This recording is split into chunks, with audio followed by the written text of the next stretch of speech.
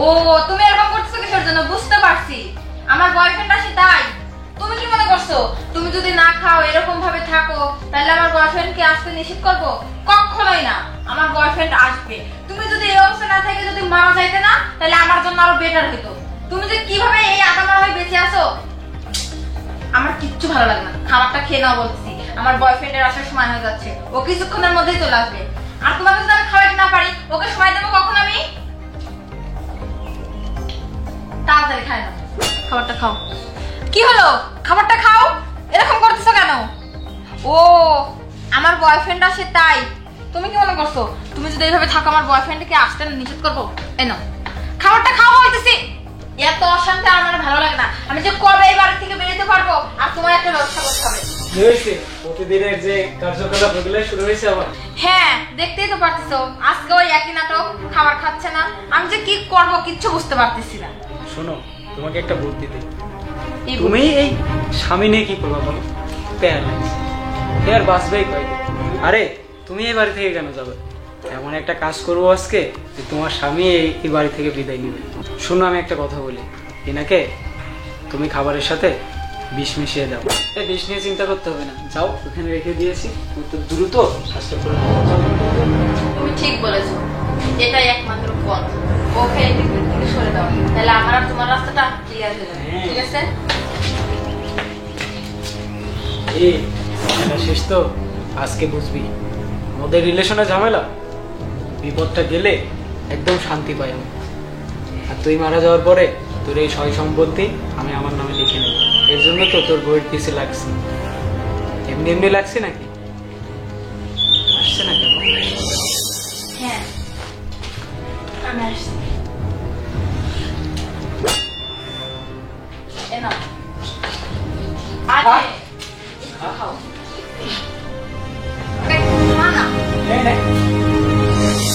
খাও, খাও।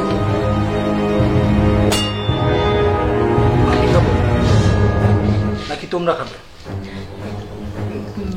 মানে তুমি এটা কি বলতেছো? আমি যেটা বলছি সেটা পানির মতো সোজা। তুমি তুমি অ্যাক্সিডেন্ট করনি? হ্যাঁ, আমি অ্যাক্সিডেন্ট করছিলাম। কবে করছিলাম জানো? যেদিন কলেমা পড়িয়ে তোমাকে বিয়ে করছিলাম। আসলে দেখো তুমি না ভুল বুঝতেছো। আসলে কি আর কোনো কথা বের হচ্ছে না নাকি তোমাদের কথা ফুরিয়ে গেল? আর কিছু বলবার নেই? আজকে তোমরা আরো বলো, তোমরা দুজন বলো, আমি বসে তোমাদের কথা শুনবো। আচ্ছা এটা আমার কাছে দাও। খাওয়াই দিবা? আমারে খাওয়াই দিবা? না। তাহলে ওরে খাওয়াই দিবা? না না ওরে না। তাহলে তুমি খাবা? খাও না খাও। আমি এটা খেতে পারবো না। আমাকে খাওয়াতে আসছিল? আমি যদি এটা খাই তাহলে তোমরা খুশি হবে, শান্তি পাবে না? আজকে ঘৃণা হয় জানো? আমি তোমাকে বিয়ে করছিলাম, আমার নিজের উপরে নিজের ঘৃণা হয়। আমি অনেক কষ্ট করছি, আমি তিলে তিলে আমার এই ঘরটা সাজাইছি। সেই ঘরে আমি তোমারই আনছি সংসার করার জন্য। জানো ভাই, ইচ্ছা ছিল ওরে নিয়ে এই বাসায় সারা জীবন থাকবো, আনন্দ করব, মজা করব। কিন্তু আমার বউ আজকে আমারে বিষ খাওয়াচ্ছে। আর আমার এই ঘরে তুমি ওর সাথে পরামর্শ করতেছো এই বিছানায় তুমি ওর সাথে থাকবা। তাহলে জীবনে যা করছিলাম সবকিছুই কি ভুল ছিল ভাই? হ্যাঁ?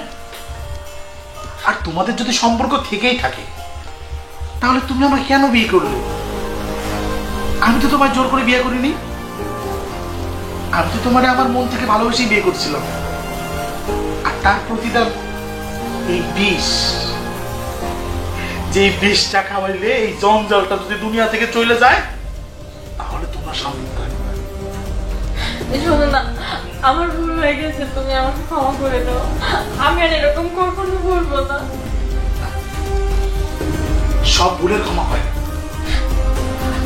আসলে তোমরা কেমনে পারো, কিভাবে তোমরা পারো একটা মানুষের অসহায়তার সুযোগ নিয়ে তার সাথে এমন প্রতারণা করতে?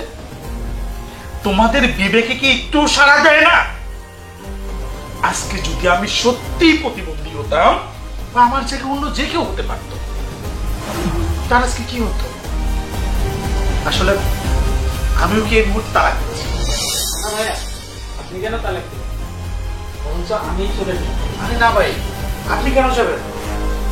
আপনি তো ওর জীবনে আমার আগে এন্ট্রি করছেন, তাই না? এই জন্য বলছি আমি ওর হাত আপনার